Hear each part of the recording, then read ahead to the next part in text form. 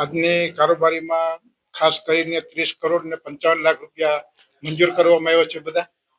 અને આજની કારોબારીમાં પશુપાલનના, માર્ગ મકાનના, રોડ રસ્તાના બધા મુદ્દા થઈ કુલ 30 કરોડ ને 55 લાખ રૂપિયા મંજૂર કરવામાં આવ્યા છે. રોડ રસ્તા છે, આરોગ્યને લગતા છે, પશુપાલનને લગતા છે, કુલ બધા થઈને 39 મુદ્દા છે. 40 વર્ષ થતા એ બાંધકામ પૂરું થઈ જતું હોય તો અમે નવું બાંધકામ કરશું અને આગલી અમે કારોબારી છે એમાં એ જે દાતાર છે એનું નામ એમાં ફરીથી જોડાઈને રહે એવા અમે ખૂબ નજીકના પ્રયત્ન કરશું.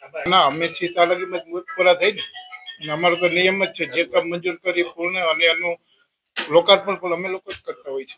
તપાસ પૂરી થવા આવી છે. કુલ આ બધો હિસાબ જે 74 લાખ કે 78 લાખ રૂપિયાનો હતો એ અમે બધો વહીવટ કાર્યપાલક ઇજનેરને અમે જે તપાસ કરી અને આપી દીધો છે એનો જવાબ તો એ લોકો જ દઈ આપશે. ખરેખર એમાંથી 20 લાખ રૂપિયા અમે મંજૂર કરીને આપ્યા છે. ઘટતી રકમ કેવી રીતે છે, શું આયોજન છે, કાર્યપાલક ઇજનેર તમને જવાબ આપશે. આમાં કોઈ પણ કઈ સંડોવણી હશે તો આગળની કાર્યવાહી કરવામાં આવશે. આપી દીધો છે રિપોર્ટ કાર્યપાલક ઇજનેરને તમે પૂછી શકો છો. હવે જોઈ લેશું આગળ જતા તપાસ ચાલુ છે. અત્યાર લગી 19 લાખ રૂપિયાનો હિસાબ મળ્યો છે. ના, વધારાનો હજી મળ્યો નથી. આગળ મળશે તો તપાસ કરશે. ભાઈ તમે કાર્યપાલક ઇજનેરને જ આ પ્રશ્ન કરી શકો. અમારી બધી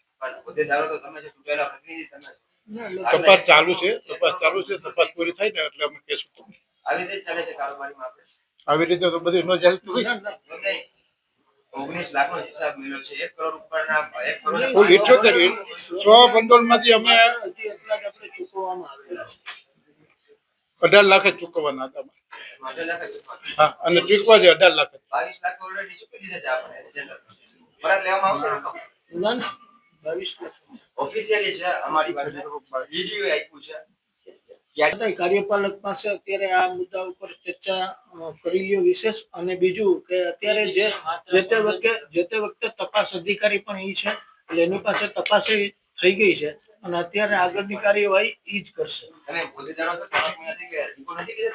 ના, રિપોર્ટ પણ કાર્યપાલક શ્રીને જ આપવાનો છે ને એને જે 3 જણાની કમિટી બનાવીને એ જ લોકો એનો રિપોર્ટ અને એનું જે છે ડીડીઓ સાહેબને સોંપીને પછી આગળની વારી કાર્યવાહી કરશે. 100 ભંડોળમાંથી જે આપણે રકમ ચૂકવવામાં આવેલી છે એ પૈકીના જેટલા પણ બિલો છે એની પણ તપાસ થઈ રહી છે અને વિશેષ અત્યારે કાર્યપાલક શ્રીને અત્યારે આની જવાબદારી અને સંપૂર્ણપણે ટેન્ડર પ્રક્રિયા હોય કે માની લો 3 એજન્સીના ભાવના માધ્યમથી હોય એ પણ કાર્યપાલક શ્રીએ તમામ રિપોર્ટના આધારે આગળ નક્કી કરી એનો જે રિપોર્ટ છે એ ડીડીઓ સાહેબને પરત કરશે.